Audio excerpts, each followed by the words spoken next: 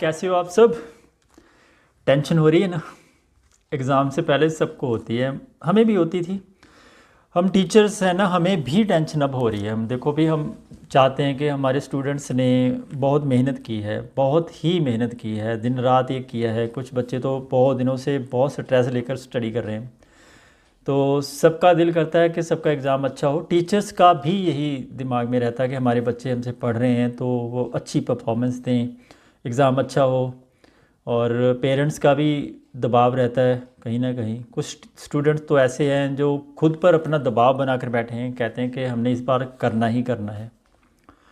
होना भी चाहिए। अगर हमारा मोटिव अच्छा है, हमारा मतलब क्लियर है, तो हमने अगर सीरियसली स्टडी की है तो हमारा एग्ज़ाम अच्छा जाना चाहिए।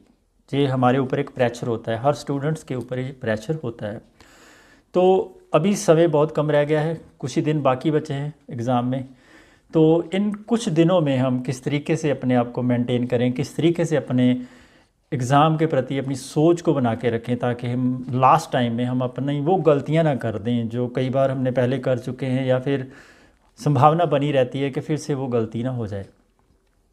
तो सबसे पहले अपने ऊपर ये बिलीफ बना कर रखो कि आपने जो पढ़ा है, आपने जो कुछ भी आज तक सीखा है, चाहे आप किसी यूट्यूब टीचर से पढ़ रहे हो, यूट्यूब वीडियोस देख करके पढ़ रहे हो, या फिर आपने किसी बुक्स को पढ़ के अपने नॉलेज को एनहेंस किया है, तो बिलीव रखो, अपने ऊपर विश्वास रखो कि आपको वो आता है। होता यह है कि कई बार हमारे सामने कुछ क्वेश्चंस ऐसे आ जाते हैं कि हमसे गलत हो जाते हैं, हमसे क्वेश्चन के आंसर गलत हो जाते हैं। अमूमन सबके साथ होता है, ऐसा हमारे साथ भी होता है। लेकिन इसका मतलब ये नहीं होता कि आपको कुछ भी याद नहीं है। बच्चों की ये बार बार कंप्लेंट आ रही है, सर कि हम अभी पढ़ रहे हैं, हमें ऐसा लग रहा है कि बिल्कुल ब्लैंक हो चुके हैं, बिल्कुल कुछ भी नहीं हमें पता है। तो ये चीज़ होती है, हर उस स्टूडेंट्स के साथ होती है जिसने सीरियसली तैयारी की होती है, जिसको ये होता है कि उसका कुछ भी पोर्शन सिलेबस में से छूटा ना हो। उसको ये लगता है कि अगर मेरा ये क्वेश्चन गलत हो गया तो कहीं ना कहीं मेरी तैयारी में कुछ ना कुछ कमी है।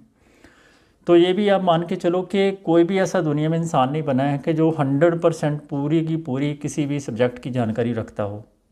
चाहे कितना भी पढ़ ले, 100% तो नहीं रख सकता। कुछ ना कुछ क्वेश्चन तो उनके गलत होंगे ही होंगे, ये तो श्योर है। अगर आप कुछ भूल रहे हैं, आपको लगता है कि आपने बहुत पढ़ाई की है, वो लगातार आप अपनी स्ट्रैटेजी बना रहे हो, पढ़ रहे हो, क्वेश्चंस गलत हो रहे हैं, उनको वापस चेक कर रहे हो, तो फिर भी आपके क्वेश्चन गलत हो रहे हैं, तो आपके अंदर एक प्रेशर आ जाएगा कि एग्ज़ाम के दौरान क्या होगा, क्या वहाँ पर भी जाके हमारे क्वेश्चंस गलत हो जाएंगे, क्या हम फिर से भूल जाएंगे। नहीं, यकीन मानो, एग्ज़ाम के दौरान आपको जितना कंटेंट याद आना चाहिए ना, वो आपको याद आ ही जाएगा, अगर आपने सीरियसली स्टडी की है तो। कुछ बच्चे ऐसे हैं जिन्होंने कभी पढ़ाई नहीं की है, वो बस ऐसे, सर सर मेरा भी ये क्वेश्चन गलत हो गया। तो एग्ज़ाम से पहले मैं आप लोगों को कुछ टिप्स ज़रूर देना चाहता हूँ जो बहुत ज़्यादा इंपॉर्टेंट है। सबसे पहले आपको तो आपका एडमिट कार्ड तो मिल गया होगा, सिटी सेंटर अलॉटमेंट का नोटिफिकेशन भी आपने देख लिया है। जब तक आप ये वीडियो देख रहे होंगे तो आपको एडमिट कार्ड भी आपका मिल चुका होगा।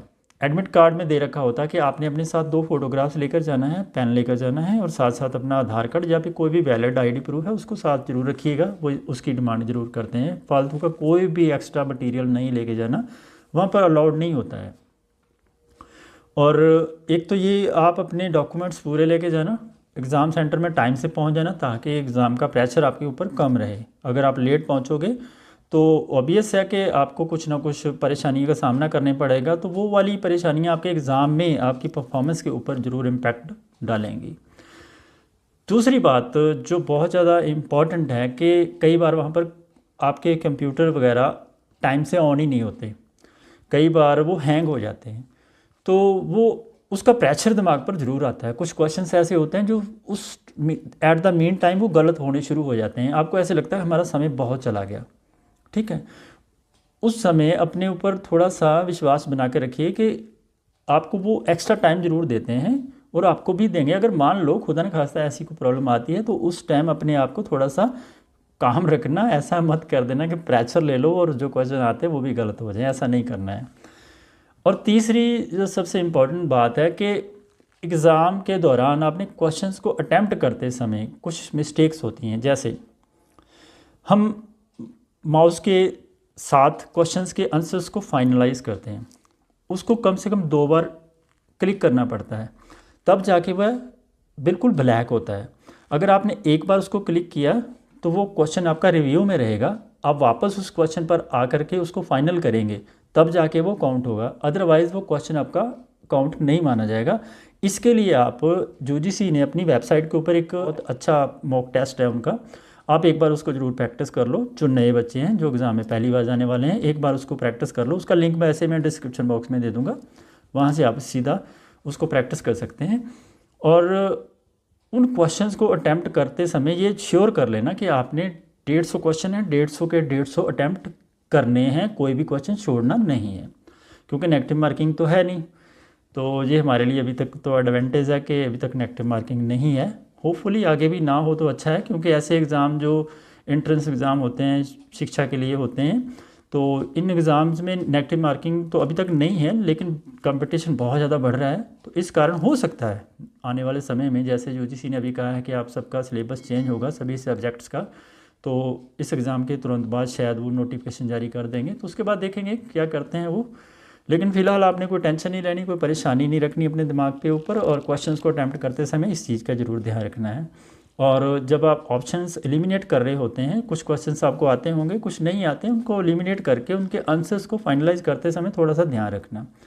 पेपर 1 में कई बार ऐसा होता है कि हमारे सामने सीधा डीआई खुल जाता है, तो डीआई में कुछ क्वेश्चंस ऐसे होते हैं जो कैलकुलेशन में बहुत लेंदी होते हैं, समय ले रहे होते हैं आपका, और उस समय के दौरान आपके दिमाग के ऊपर प्रेशर आना शुरू हो जाता है कि मान लो 5 तो क्वेश्चन होते हैं डीए के, 5 क्वेश्चन को करते समय अगर आपने 15 से 20 मिनट ले लिए तो समझ लो कि आप काफ़ी पीछे 10 क्वेश्चन लगभग आप पीछे जा रहे हो, तो वो प्रेशर आ जाएगा। अगर आपका डीआई अच्छे से सॉल्व हो रहा है, कुछ समय के बीच में आपके क्वेश्चंस निकल रहे हैं, तो उसको निकालते जाओ, अदरवाइज़ आप डीआई को स्किप करके आगे बढ़ जाओ। ठीक है, कई बार ऐसा होता है, मेरे साथ भी एक बार ऐसा हुआ था कि मैंने जब एग्ज़ाम शुरू किया तो मेरे पहले पेपर 1 के जो क्वेश्चन थे, पहले 10 क्वेश्चन मेरे लगभग ऐसे थे कि मेरे दिमाग से निकल रहे थे, तो लगभग 10 क्वेश्चन गलत हुए। उसके बाद जब 11वें क्वेश्चन पर मैं आया ना, तो उस समय मैंने देखा कि वो क्वेश्चन मेरा ठीक था, शायद रीजनिंग का क्वेश्चन था वो। जैसे मुझे उसका आंसर सामने आ गया कि हाँ ये क्वेश्चन का आंसर ये है, तो ठीक है, तो मैंने उस क्वेश्चन के ऊपर अपना कॉन्फिडेंस बनाया कि हाँ मैं कर सकता हूँ। आप भी ये सोच सकते हैं कि आप यदि कोई एक क्वेश्चन है जो आपका बिल्कुल आपको कन्फर्म है इसका आंसर तो यही है, वहाँ पर थोड़ा सा अपने ऊपर कॉन्फिडेंस बनाओ, रुको, सोचो कि हाँ अगर मैं ये कर सकता हूँ तो आगे वाले क्वेश्चंस भी कर सकती हूँ या कर सकता हूँ। ठीक है, तो वो क्वेश्चंस के ऊपर आप, सारे क्वेश्चन तो किसी को नहीं आते होते, तो जो क्वेश्चन आपको आते हैं उसको ज़रूर आप सोचो कि आपको आते हैं, उसके ऊपर कॉन्फिडेंस बनाओ, अगले क्वेश्चंस आपके ऑटोमेटिकली ठीक होने शुरू हो जाएंगे, आपकी रीडिंग स्पीड भी ठीक हो जाएगी, आपकी कंप्यूटर के ऊपर पढ़ने की जो प्रोबेबिलिटी है उस ज़्यादा बढ़िया हो जाएगी, फिर आपको लगेगा कि आप आराम से पढ़ रहे हो, कॉन्फिडेंट हो। ठीक है, इस चीज़ का थोड़ा सा ध्यान रखना। बाकी कोई ज़्यादा टेंशन नहीं लेनी है, एग्ज़ाम वैसा ही है एग्ज़ाम जैसा आपने पहले कई बार दे चुके हो।